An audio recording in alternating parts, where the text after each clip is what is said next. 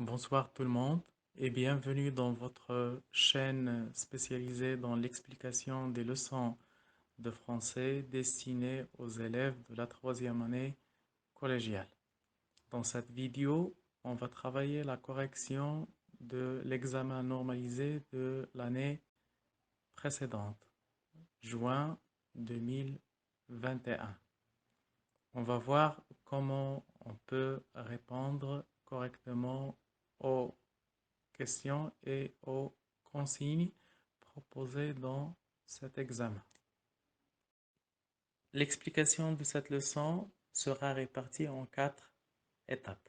Premièrement, on va voir quelques conseils généraux pour bien gérer son examen. Deuxièmement, on va faire une explication détaillée du texte support. Le texte donné dans l'évaluation, on va bien l'expliquer. Troisièmement, on va faire la correction des questions proposées dans l'examen, plus bien sûr la justification de chaque réponse donnée. Et pour finir, quatrièmement, on va voir quelques pièges à éviter.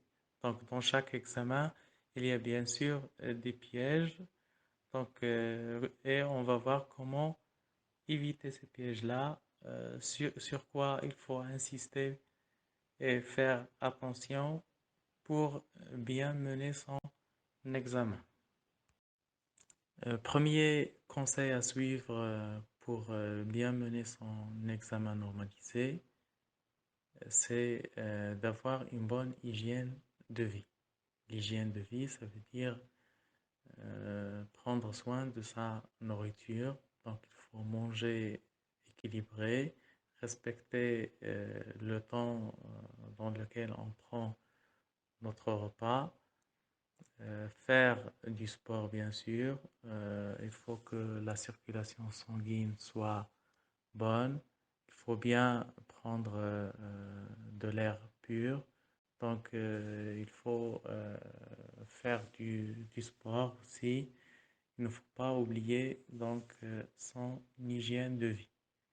Deuxième conseil, c'est trouver un lieu de travail. Bien sûr, il faut se séparer du lieu dans lequel on mange et choisir un lieu réservé surtout au travail. Et bien sûr, il faut organiser sa façon de travailler, donc classer les matières à réviser selon l'ordre et selon le besoin, bien sûr.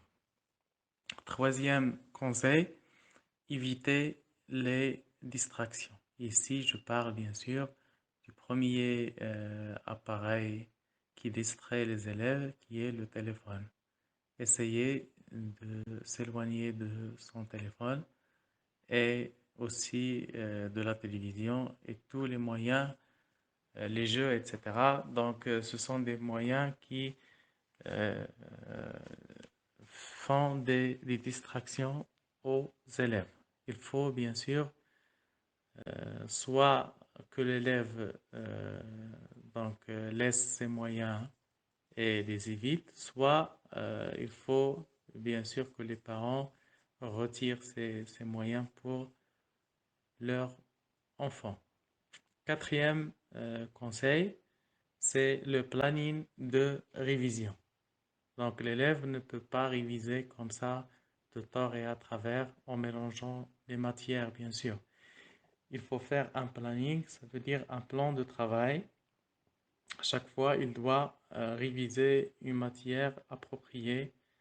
Donc, soit une matière le matin, une autre l'après-midi. Donc, chaque élève a sa façon de réviser. On n'a pas le même plan de travail, mais bien sûr, chacun il doit faire son planning à lui. Cinquième et dernier conseil, c'est la gestion du stress. Donc, la bête noire des élèves, c'est le stress, soit pendant la préparation de l'examen normalisé, soit du moment de passation de l'examen. Donc, il faut essayer de vaincre le stress et de rester calme. Donc, une bonne préparation évite bien sûr le, le stress. Donc, première chose à faire avant de commencer à répondre aux questions proposées dans l'examen, il faut bien sûr lire attentivement le texte une fois, deux fois, trois fois, jusqu'à quatre fois. Pourquoi? Parce que la première fois, on commence à comprendre de quoi il s'agit. La deuxième lecture, on apprend d'autres détails. La troisième, encore plus de détails. Et c'est à partir des lectures faites, des lectures, multiples lectures faites, qu'on peut bien comprendre le texte. On ne peut pas lire le texte une seule fois et aller rapidement pour répondre. Donc, une bonne lecture facilite euh, la réponse aux questions. Donc, nous avons comme support pour cet examen, nous avons un texte assez long. Ce texte a un titre. Il y a le nom en bas, le nom de l'auteur, la source du texte, la maison d'édition. Et nous avons aussi, entre parenthèses, une donnée très importante, extrait adapté d'une nouvelle. Donc, d'après le titre et extrait adapté d'une nouvelle, donc enquête, elle est en relation surtout avec le roman policier ou bien ici nous avons une nouvelle policière. Je vais vous lire le texte, après on passe à l'explication. Enquête. À force de lire des romans policiers, ma grand-mère a fini par devenir détective de la maison. Elle menait ses propres enquêtes et trouvait toujours la solution de l'énigme. Un jour, je lui ai demandé de me prendre comme son apprenti et a accepté sans hésiter. Aujourd'hui, c'est maman qui a découvert le crime. La crème au chocolat qu'elle avait préparée pour ce soir avait été mangée à moitié. Mamie s'est mise au travail. Pour commencer, elle a interrogé la victime. À quelle heure avez-vous découvert le vol? À 3h30, quand j'ai voulu prendre un yaourt. Et à quelle heure avez-vous mis la crème au frigidaire? Vers 10h ce matin, a répondu maman. Bien. Nous pouvons donc en déduire que le malfaiteur a opéré entre 10h et 15h30. Et maintenant, allons sur les lieux du crime pour chercher des indices. Tout d'abord, elle voulait relever des empreintes digitales sur la jatte de crème. Mais j'ai réussi à l'en empêcher. Je ne voulais pas qu'elle gâche ce qui restait de la crème au chocolat. Ensuite, elle a tenté de repérer sur le carrelage de la cuisine les traces des pas du voleur. Mais la cuisine n'avait pas été nettoyée depuis une semaine et le sol était aussi noirci qu'un hall de gare. Ça ne fait rien. Je finirai bien par mettre la main sur le coupable, m'a dit mamie sur un ton si féroce que j'en ai eu froid dans le dos. Elle a donc fait comparaître les suspects, c'est-à-dire mon père et ma sœur, Anne. Anne avait un alibi solide. Elle était à son club de danse. Papa avait lui aussi son alibi puisque sa secrétaire à qui mamie avait téléphoné lui a affirmé qu'il n'était pas sorti de son bureau. Malgré sa déception, mamie ne voulait pas abandonner son enquête. Maintenant, il faut réfléchir. La solution est là, a-t-elle proclamé en se frappant la tête. Moi, je n'ai rien dit. Je l'ai regardé réfléchir. Tout à coup, il s'est précipité au salon et a pointé le doigt sur maman en criant. C'est toi qui as mangé la crème au chocolat. Oh, c'était bien joué. Le coupable, qui se fait passer pour la victime très fort, vraiment très fort. Maman était surprise et en colère. C'était surtout devant moi que mamie était gênée. Son enquête a échoué le jour même où elle voulait m'entraîner à sa méthode. Je lui ai dit que ce n'était pas grave car je connaissais le voleur de crème au chocolat. C'était moi. Donc le texte que je viens de lire est tiré d'une nouvelle écrite par Bernard Friot. La source de cette nouvelle est Encore des histoires pressées. Nous avons un titre pour le texte, c'est Enquête.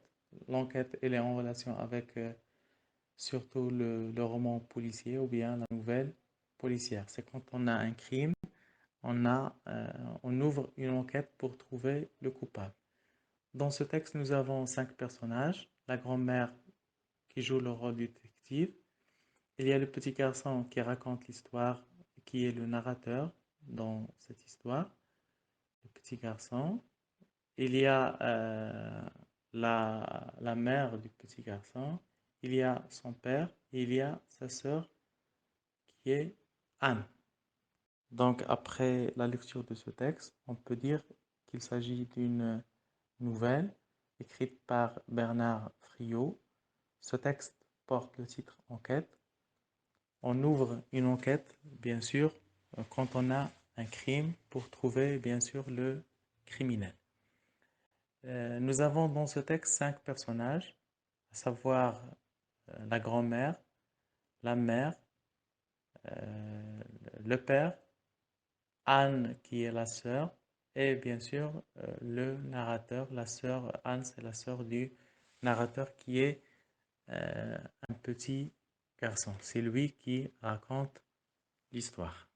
Donc l'histoire racontée dans ce texte est plutôt amusante. Il s'agit d'une enquête faite par la grand-mère et son petit-fils pour trouver le voleur de la crème au chocolat.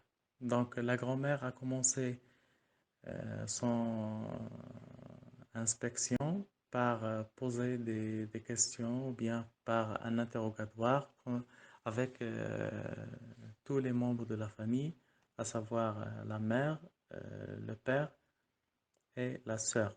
Donc, à la fin de sa recherche, la grand-mère trouva que celui qui a volé la crème au chocolat était la mère du narrateur. Ce dernier a vu que sa mère, elle a été surprise et choquée par la décision et il a fini par avouer que ce n'était pas sa mère et que c'était lui le voleur. Nous arrivons maintenant à la phase de l'explication des questions de lecture. Première question, complète et recopie le tableau suivant. Nous avons un tableau de 4 cases. Première case, nom de l'auteur, c'est Bernard Friot. Source du texte, encore des histoires pressées. Date de publication, c'est juin 2007. Maison d'édition, ce sont les éditions Milan Poche Junior. 12e question de lecture. Nous avons A et B. La question A est la suivante. Ce texte est-il extrait d'une nouvelle, d'une pièce de théâtre ou d'un journal? Donc, la bonne réponse est il est extrait d'une nouvelle. Pourquoi? Parce qu'on a à la fin du texte, à côté de la source, la maison d'édition, etc., nous avons entre parenthèses texte adapté d'une nouvelle. Question B, le narrateur est-il à l'intérieur ou à l'extérieur de l'histoire? Donc, la bonne réponse, c'est que le narrateur, il est à l'intérieur de l'histoire. C'est un personnage qui participe aux événements de cette histoire. Donc, il est à l'intérieur, il n'est pas à l'extérieur. À l'extérieur, ça veut dire il est comme un témoin, il ne fait pas partie des personnages de l'histoire, il raconte seulement les événements. Ce n'est pas le cas ici, le narrateur est un personnage de l'histoire, donc il est à l'intérieur de l'histoire. Question 3. Nous avons A, B, C et D. On commence par la première. Comment la grand-mère a-t-elle fini par devenir détective de la maison? Au début du texte, nous avons à force de lire des romans policiers. Donc ça, c'est la bonne réponse. C'est par la lecture des romans policiers que la grand-mère a fini par devenir détective de la maison. B. De quel crime s'agit-il dans le texte? Donc le crime, c'est le vol de la moitié de la tarte au chocolat. C. Pourquoi le narrateur a-t-il empêché sa mamie de relever les empreintes sur la jatte? Donc pourquoi le narrateur ne veut pas que ce qui reste de la tarte au chocolat ne veut pas qu'il soit endommagé par sa grand-mère. Il veut qu'il reste intact. D. Quels étaient les alibis de la sœur et du père? Donc un alibi, ça veut dire un motif d'absence qui montre que ces gens-là n'étaient pas à la maison au moment du vol. Donc, la sœur, son motif ou bien son alibi est qu'il était dans la salle de danse. Le père, son motif, c'est qu'il était dans son bureau. Quatrième question. Voici en désordre les étapes de l'enquête menée par la grand-mère. Classe-les et recopie-les selon l'ordre de leur apparition dans le texte. Donc, il vous demande ici, dans cette question, de classer ces 4 phrases selon l'histoire racontée dans le texte, selon l'ordre de leur apparition. Donc, la bonne réponse, ou bien le bon ordre, est le suivant. Elle tente de relever les empreintes sur la jatte de crème. Ça, c'est la première phrase. La deuxième phrase, il veut repérer les traces des pas du voleur sur le carrelage de la cuisine. Deuxième phrase. Troisième phrase, il interroge la sœur et le père. Troisième, ça c'est la troisième phrase. La quatrième et dernière phrase, elle accuse la mère. Question numéro 5. Mamie m'a dit cela sur un ton si féroce que j'en ai eu froid dans le dos.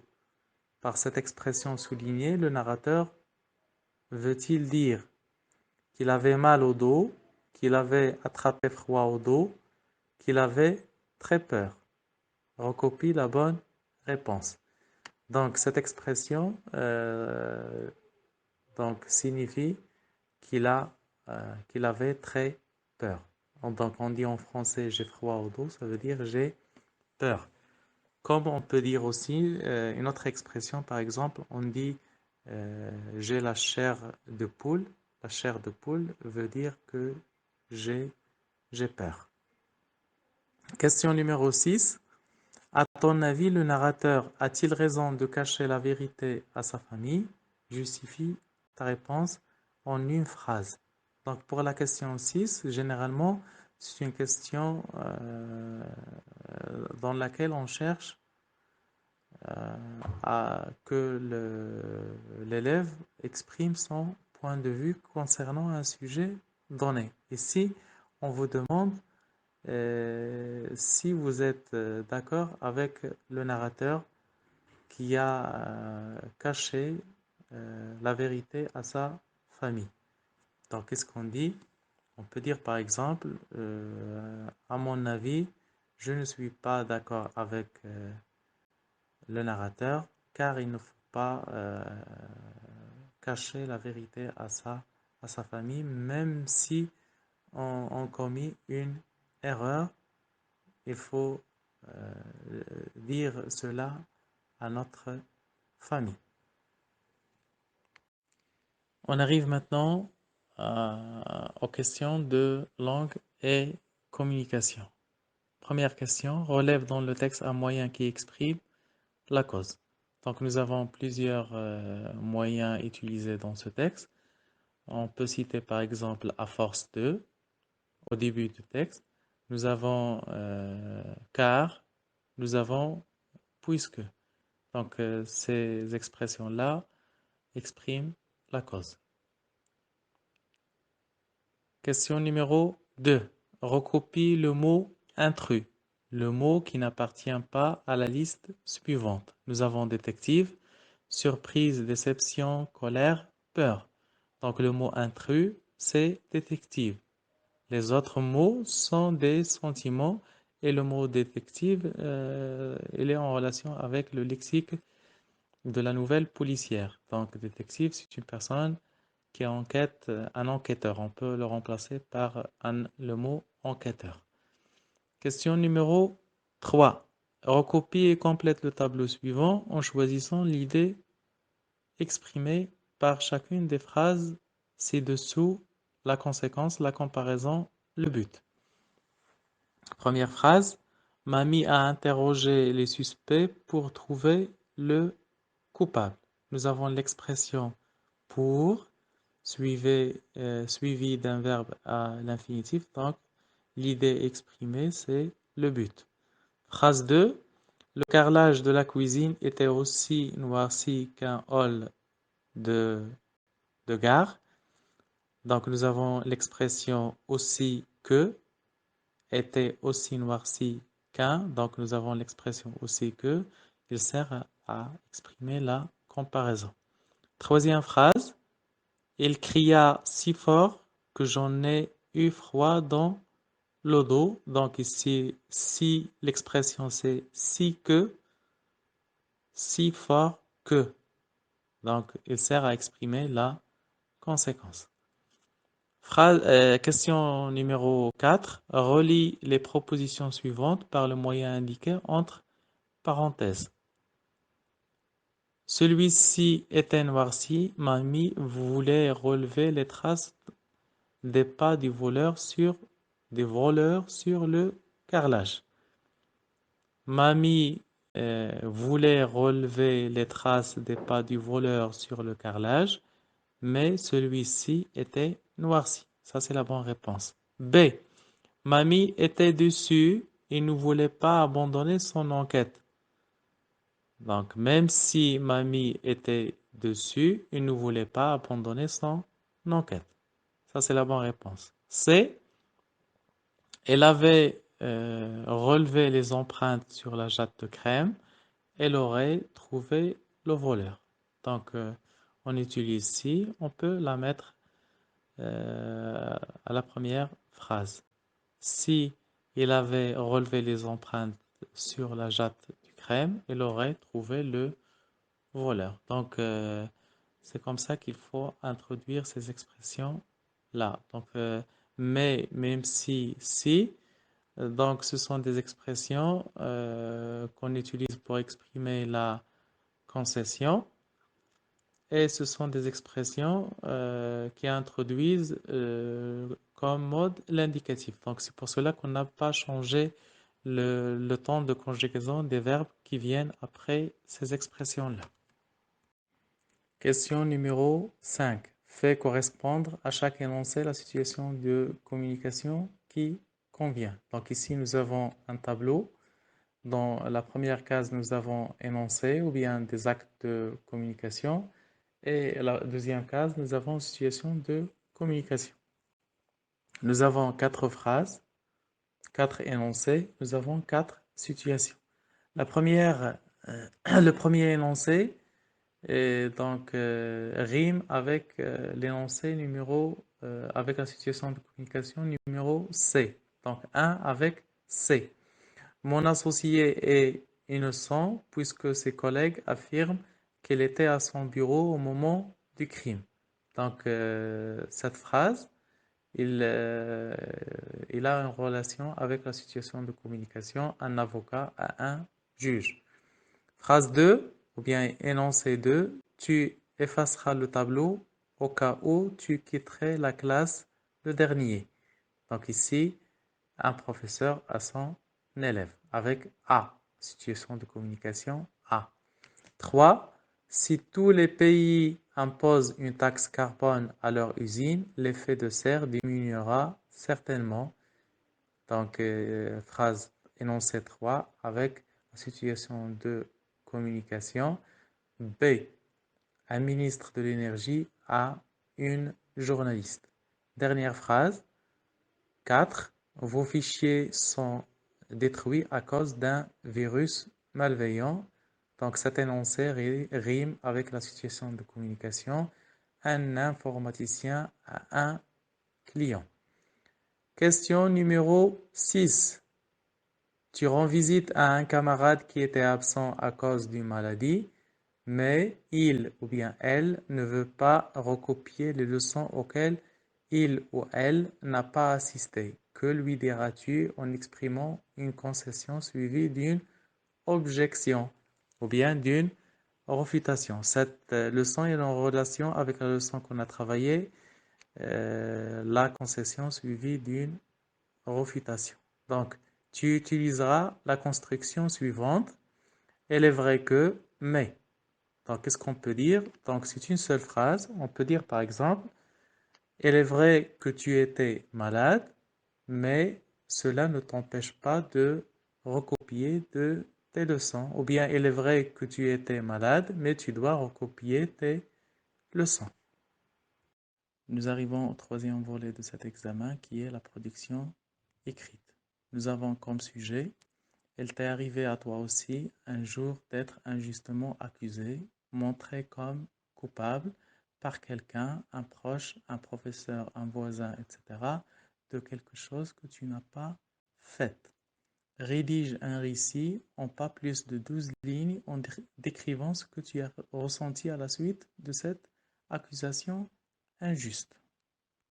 On vous demande de rédiger un texte narratif à la première personne, je. Dans votre texte, vous devez parler d'un événement qui a marqué votre enfance. Un jour, quelqu'un vous a accusé d'avoir fait quelque chose que vous n'avez pas fait. Cette personne, il peut être soit un proche, quelqu'un de la famille, soit votre professeur ou bien un voisin, etc. Choisissez la personne que vous voulez. Imaginez l'événement dont ils vous ont accusé de faire et racontez votre histoire. Donc, il vous propose ici, après le sujet, quelques indices qui peuvent vous aider à bien rédiger votre texte. Donc, premier indice, les circonstances, le temps, le lieu, l'événement. Bien sûr, il faut indiquer les circonstances de l'événement, quand ça s'est passé, où l'événement a eu lieu, comment ça s'est produit, etc. Donc, ça, c'est ce qu'on appelle les circonstances de l'événement. Ce que tu as fait pour te défendre, donc on vous a accusé d'avoir fait quelque chose, et ce que tu as fait pour dire que ce n'était pas toi qui as fait cette chose. Troisième indice, ce que tu as ressenti suite à cet événement. Donc, bien sûr, il faut exprimer ses sentiments. On vous accuse d'avoir fait quelque chose qui n'était pas bon. Donc, bien sûr, tu vas tu vas être triste, tu vas être mal à l'aise, tu vas pleurer, Donc, il y a plusieurs sentiments à exprimer. Donc, ces éléments-là, ils ne sont pas une règle à suivre, ce sont seulement des indications qui peuvent t'aider à bien produire ton texte. Je vous propose un texte que j'ai écrit pour vous et les donner à titre d'exemple. Le texte est le suivant. C'était il y a 2 ans environ. Je me rappelle qu'on faisait la queue à côté de notre classe d'arabe. Soudain, la vitre d'une fenêtre se brisa par terre. On m'accusa d'être le responsable du fait. On me conduisit alors à l'administration. J'avais peur, mes larmes coulaient sans arrêt. On allait me punir pour une chose que je n'avais pas faite. Je niais en bloc les accusations, mais on refusait de me croire. Il y avait tout un vacarme dans la salle, des cris, des menaces, voire des insultes. Et par miracle, la voix du directeur retentit. Laissez-le partir. J'ai visionné les enregistrements caméra. Ce n'est pas lui. La vitre s'est cassée toute seule. Cette déclaration allégea l'atmosphère. On me demanda de retourner à la classe. Je partis en courant, les larmes aux yeux.